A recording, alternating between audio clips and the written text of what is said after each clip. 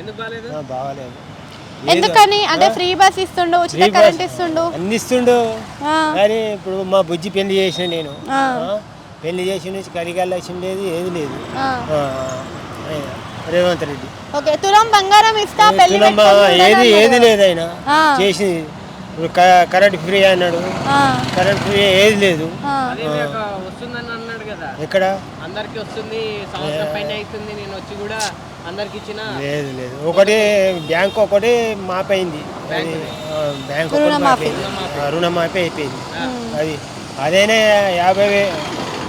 37,000 ఉండే, అదైనా మాపైంది అంతే. అంతే. అసలు కేసీఆర్ కి రేవంత్ రెడ్డికి తేడా అంటే మంచివాడు. ఎందుకట్లా?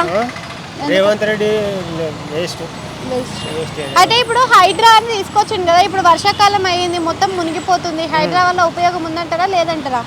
ఏమో ఇప్పుడు కొన్ని పొలాలు మునిగితున్నాయి, మా ఇంట్లో మునిగింది, అక్కడ ఊళ్ళో మునిగింది. ఏ ఊరు మీది? ఏ ఊరు మీది? Medak district. Medak district. Okay. So ఇప్పుడు అదే విధంగా కామారెడ్డి కూడా మొత్తం మునిగిపోయింది కదా. ఆ పోసారం డ్యామ్ ఇట్లా మొత్తం తెగిపోయి మొత్తం ఊరి దగ్గర దాకా నీళ్ళు వచ్చి మొత్తం బండ్లైన మునిగిపోయినాయి. మాది మరి ప్రభుత్వం ఏ విధంగా స్పందిస్తుంది అంటారు? ఇప్పుడు ఎట్లా చేస్తాడు రేవంత్ రెడ్డి తెలియదు మేడం. ఇక